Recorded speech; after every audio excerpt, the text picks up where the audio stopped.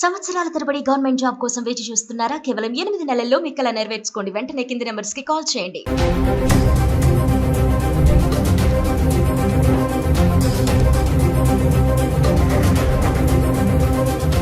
Hello viewers, welcome back to Suman TV. ప్రస్తుతం మనతో పాటు ఉన్నారు 20 ఇయర్స్ నుంచి అమెరికాలో ఉంటున్నటువంటి ఎంఎన్సీ ఎగ్జిక్యూటివ్ వీరభద్ర సార్ గారు. సార్తో మాట్లాడండి.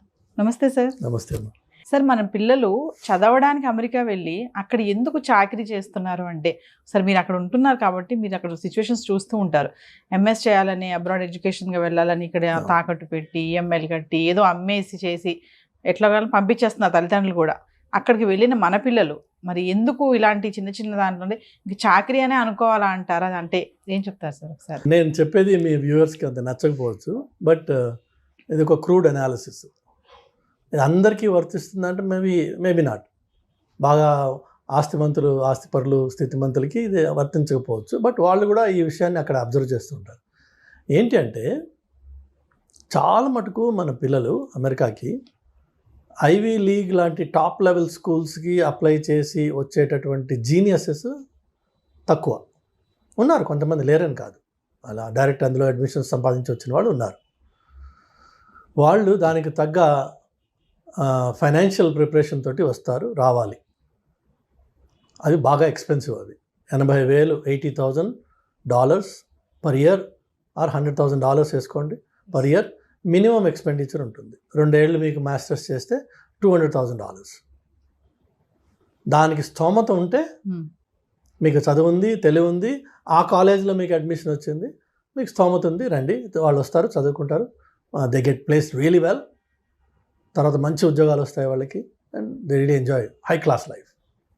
ఇక నెక్స్ట్ లెవెల్లో majority of our Indian students, ఇది జరగడానికి చాకరీలు జరగడానికి కారణం ఏంటంటే, majority of our Indian students, మనము we are predominantly a lower middle class society, Indian society. కొంత మిడిల్ క్లాస్ ఉండొచ్చు, కానీ అప్పర్ మిడిల్ క్లాస్ చాలా తక్కువ. మనంతా మిడిల్ నుంచి లోవరే. పేచెక్ టు పేచెక్ లైఫ్, ఇవన్నీ ఈఎంఐస్ బేస్డ్ లైఫ్. ఈ పిల్లలు ఇక్కడ అండర్ గ్రాడ్యుయేషన్ చేస్తారు, బీఈ బీటెక్ చేస్తారు. చేసి నాన్న నేను అమెరికాకి వెళ్ళాలి అంటే, మా నాన్న దగ్గర ₹1,00,00,000 లేవు నిన్ను అమెరికాకి పంపించడానికి. అందుకని వీళ్ళు ఏం చేస్తారంటే, వాళ్ళ సీనియర్స్ తోటి మాట్లాడతారు. నువ్వు వెళ్ళావు కదా, నీకెంత ఖర్చు అవుతుంది. వాడు వీడికి మంచి రోజీ పిక్చర్ ఒకటి ఇస్తాడు.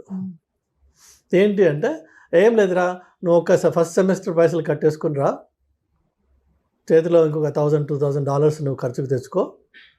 నువ్వు ఇక్కడ రాగానే మనం ఏదైనా పార్ట్ టైం సంపాదిద్దాం, దాంతో నువ్వు ఇక్కడ ఫీజు కట్టుకుని నువ్వు ఇక్కడ కంటిన్యూ అవ్వచ్చు. కాబట్టి మీ పేరెంట్స్ని ఒక ఫస్ట్ సెమిస్టర్కి ఫీ మాత్రమే.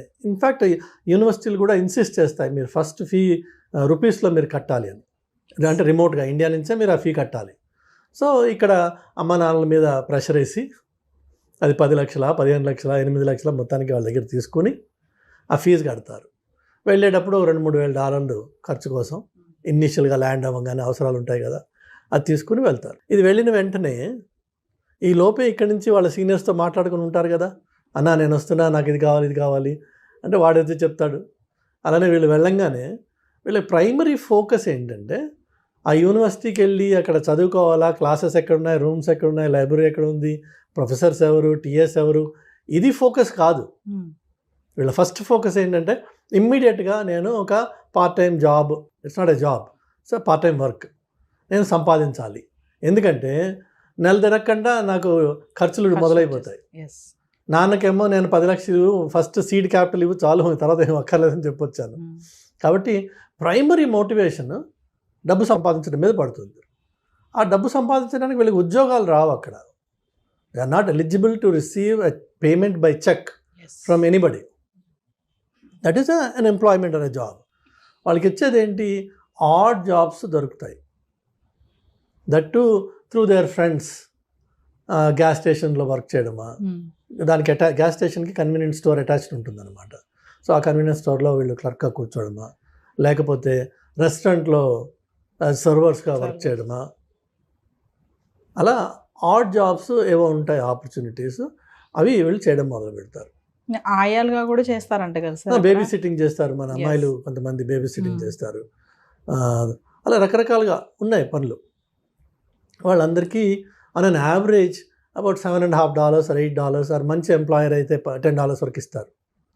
నా ఫ్రెండ్ ఒక అతను ఉన్నాడు, $10 ఇస్తారు అతను. సో ఈ మెజారిటీ ఆఫ్ ఈ వర్క్, ఈ ఆయా వర్క్ అంటే అఫ్కోర్స్ పిల్లలతోటి ఆ ఓపిక నీ దగ్గర ఉండి నువ్వు వాడిని కొట్టకుండా, ఆ కొట్టింది సీసీ కెమెరాలో పడకుండా నువ్వు ఉంటేనేమో సరే. లేదు ఈ వాళ్ళు మాత్రం పిల్లలతో ఉంటారు కాబట్టి ఆ ఓపిక ఉంటుంది అమ్మాయిలకి అని చెప్పి ఎక్స్పెక్టేషన్ కాబట్టి అది అవ్వచ్చు. మరి ఇటు రెస్టారెంట్స్ కానీ గ్యాస్ స్టేషన్స్లో కానీ వర్క్ చేసిన పిల్లలు కూర్చోడానికి కుర్చీలు ఉండవు అక్కడ. నువ్వు 7 hours 6 hours 8 hours నిలబడి ఉండాలి. వయసు వాళ్ళ వైపు ఉన్న యంగర్ జనరేషన్ అయినా 8 గంటలు ఒక వ్యక్తి నిలబడి ఉన్నాడంటే ఆ తర్వాత వాడు ఎందుకు పనికిరాడు. కాళ్ళు నొప్పులు ఉంటాయి భయంకరంగా. సో వీళ్ళు వర్క్ చేసిన తర్వాత ఇంటికి వెళ్ళి ఏం చేయగలరు? ఏమీ ఉండదు. స్నానం చేసే ఓపిక కూడా ఉండదు, ఒక్కోసారి అన్నం తినే ఇంట్రెస్ట్ కూడా ఉండదు. మహా అయితే 2 బీర్లు తాగి పడుకుంటారు. సో మీరు వచ్చిందేమో అక్కడ స్టూడెంట్గా, మీరు చేస్తున్నదేమో ఈ art job. Me art job becomes your primary focus, your student takes back seat. ఏదో వీక్లీ అసైన్మెంట్స్ ఏదైనా పెడితే అందులో ఇవాళ రేపు ఈ కోవిడ్ టైం తర్వాత కొన్ని కాలేజెస్ ఏం చేసేసాయంటే, మీకున్న 5 సబ్జెక్ట్స్లోంచి ఒక సబ్జెక్ట్కి మాత్రము వారంలో ఒక్కసారి కాలేజీకి రావాలి, మిగిలినవన్నీ మీరు రిమోట్గా ఆన్లైన్లో చూసుకోవచ్చు అని చెప్పి కొన్ని ఉన్నాయి ఫెసిలిటీస్. దాన్ని మనం పరిపూర్ణంగా అడ్వాంటేజ్ తీసుకుని ఆ ఒక్కదానికి మాత్రమే వెళ్ళి రావడము, మిగిలినంతా రిమోట్గా చూసుకోవడము, మన ఓన్ టైంలో ఆ క్లాసెస్ వాచ్ చేసుకోవచ్చు. కాబట్టి వాటికి రిలేటెడ్ ఎక్సర్సైజెస్ ఏవైతే ఉన్నాయో సబ్మిట్ చేసుకోవడము, ఇంకొక కాగితం ఎంఎస్ సంపాదించుకుంటాం. కానీ ఎంఎస్లో నువ్వు నేర్చుకున్నది ఏముండదు అక్కడ. ఎందుకంటే నీ ప్రైమరీ ఫోకస్ అంతా కష్టపడడంతో సరిపోయింది, ఆ కష్టపడిన తర్వాత వచ్చిన నీరసంతో సరిపోయింది, ఆ నీరసం తర్వాత పడుకున్న దాంతో సరిపోయింది. నీకు చదువుకునే టైం ఎక్కడుంది? దానివల్ల జీవితం ఏమైపోతుంది అంటే, నువ్వు స్టూడెంట్ అన్న పేరుతో వస్తావు కానీ ఈ నాన్ స్టూడెంట్ రిలేటెడ్ వర్క్ అంతా చేసి ఈ ఒకసారి డబ్బు సంపాదించడం మొదలుపెట్టాక మరి కోరికలు కూడా ఉంటాయి మనిషికి. అది న్యాచురల్ ప్రాసెస్. అది కోరికలు అంటే ఒక కారు కొనుక్కోవాలనో, లేదంటే మంచి ఫోన్లు కొనుక్కోవాలనో, లేదంటే ఇంటికి పైసలు పంపించాలనో. ఎందుకంటే వాళ్ళకి ఎక్స్పెక్టేషన్ ఉంది. వాళ్ళకి చెప్తావు కదా, నువ్వు నేను పని చేస్తున్నా, ఇక్కడ పైసలు సంపాదిస్తున్నా అని. సో వాళ్ళకి ఎక్స్పెక్టేషన్ ఉంటుంది, అక్కడ పంపించాలి వెనక్కి. ఈ వెనక్కి పంపించాలనే ఒక బాధ్యత మీద పడంగానే మరింత స్ట్రెస్, ఇంకా తప్పదు నేను పని చేయాలనే ఎలా అయినా సరే లోకి వస్తుంది జీవితం. చివరికి ఈ పనికిరానికి సర్టిఫికెట్ ఒకటి ఉండి దానివల్ల ఉద్యోగం రాక ఈ సైడ్ జాబే మెయిన్ జాబ్ అయిపోయి ఇందులోనే మమేకం అయిపోయి ఇది ఇల్లీగల్ అని తెలిసి కూడా దాంట్లోంచి బయటికి రాలేని పరిస్థితి వచ్చేసి చివరికి ఈ ట్రంప్ లాంటి మహానుభావుడు రాగానే మనము భయపడడం మొదలు పెడతాం. ఇదంతా చేసింది ట్రంప్ కాదు పాపం, మనమే. అయితే మీరు చూస్తే యాక్చువల్గా ఈ మధ్యకాలంలో ఆన్లైన్లో మీరు న్యూస్ చూసి ఉండొచ్చు, చాలామంది స్టూడెంట్స్ ఈ ఇంటర్వ్యూస్ ఎక్కడైతే పోర్ట్ ఆఫ్ ఎంట్రీలో జరిగే ఇంటర్వ్యూస్లో వాళ్ళ దగ్గర వాళ్ళ ఫోన్ ఓపెన్ చేయించి అన్లాక్ చేసి ఫోన్ తీసుకుని వీళ్ళ వాట్సాప్ చాట్లు, వీళ్ళ ఈమెయిల్స్ ఆ ఆఫీసర్స్ చదివి ర్యాండమ్గా చూస్తారు. అన్నీ ఏం చూస్తారు వాళ్ళు ర్యాండమ్గా. ఎందులో అన్నా జాబ్ అనే మాట ఉందా, అట్లానే నీ బ్యాంక్ అకౌంట్ చూపించమని అడుగుతాడు వాడు. నీకు ఎవ్రీ 2 weeks ఎవరైనా ఒక క్రెడిట్ చేస్తున్నాడు అనుకో, క్యాష్ అయి ఉండొచ్చు, అది ఒక పర్టికులర్ అకౌంట్ నుంచి నీకు ఎవ్రీ 2 weeks పైసలు పడుతున్నాయి, which means you are working part time. So వాడు క్యాష్ ఇస్తున్నా నీకు డబ్బులు పడుతున్నాయి కదా, so which means you are working. నువ్వు మళ్ళీ అక్కడికి వెళ్ళినప్పుడు నీకు నెక్స్ట్ ఎంట్రీ వాడు రిజెక్ట్ చేస్తాడు. అందుకనే స్టూడెంట్స్ ఒకసారి అమెరికాకి వెళ్ళాక మళ్ళీ వెనక్కి రావడానికి భయపడతారు. ఎందుకంటే ఈ లకూనాస్ వాళ్ళకి తెలుసు ఎలా పట్టుకోవాలో, ఆ తప్పులు వీళ్ళు చేశారు ఆల్రెడీ. అదర్వైజ్ నువ్వు స్టూడెంట్వి రాయల్గా వెళ్ళి రాయల్గా రా, నీ దగ్గర I-20 ఉంది, వీసా ఉంది, అక్కడ ఉన్నావు నువ్వు 6 నెలలు సంవత్సరము వెళ్ళు రా నువ్వు. కానీ రారు మన వాళ్ళు. ఎందుకంటే మనం చేసిన తప్పు ఆ దొంగ మనలో ఉన్నాడు, వాడు పట్టుకోవడానికి అక్కడ రెడీగా ఉన్నాడు. ఇందుకే కష్టాలు. ఇన్స్టెడ్ ఆఫ్ దాట్ నా సలహా ఏంటంటే తల్లిదండ్రులకు కానీ పిల్లలకు కానీ, నువ్వు స్టూడెంట్గా అమెరికాకి నేర్చుకోవడం కోసం అది ఏదన్నా ఒక స్పెషలిస్ట్ స్కిల్ సెట్ నువ్వు సెలెక్ట్ చేసుకో ముందే, దాని మీద వర్క్ చేయి, దాని మీద స్పెషలిస్ట్గా మాస్టర్గా. That's what is masters. Right, the master అవడం కోసం దట్టు లోకల్ అమెరికన్ కాంటెక్స్ట్లో ఈ మాస్టరీ ఎట్లా అప్లై చేయొచ్చు అన్నది నేర్చుకోవడం కోసం నువ్వు అక్కడికి వస్తున్నావు, అక్కడికి రావాలి. అంతేగాని అమెరికాలో ఉంటూ నీ నిత్యం జీవితం, నీ ఆలోచన, నీ పనులు, నీ పద్ధతులు అన్నీ ఇండియన్గానే ఉన్నాయి, ఇండియన్ ఓరియంటెడ్గానే ఉన్నాయి. సినిమాలు చూడడం, షికార్లు చూడడం, అన్నా తంబి ఏమని వీళ్ళతోటి తిరగడం, ఇవే ఉంటే నువ్వు అమెరికాలో ఉండి చేసిందేం లేదు. Nothing has changed other than your physical location. You continue to live like an Indian in America. So masters చేస్తూ మాస్టర్స్గా స్కిల్స్ నేర్చుకుని ఆ స్కిల్స్ ఏ డొమైన్కి అప్లై అవుతాయి, ఎలా అప్లై అవుతాయి, అది అక్కడ ఉన్నావు కాబట్టి అది అవకాశం నీకు. For simple example, silly example ఏంటంటే, ఇక్కడ మీకు పెట్రోల్ ధర ₹118.50 అలా ఉంటుంది. అక్కడ మీకు ₹118.5005 4 digits ఉంటుంది, డెసిమల్ తర్వాత 4 decimals ఉంటుంది. సో ఎందుకు అట్లా? Have you ever asked anybody? So నీ 4th level యాక్యురసీకి వెళ్ళాలి అని చెప్పి ఆ పర్టికులర్ ఫీల్డ్లో ఉంది.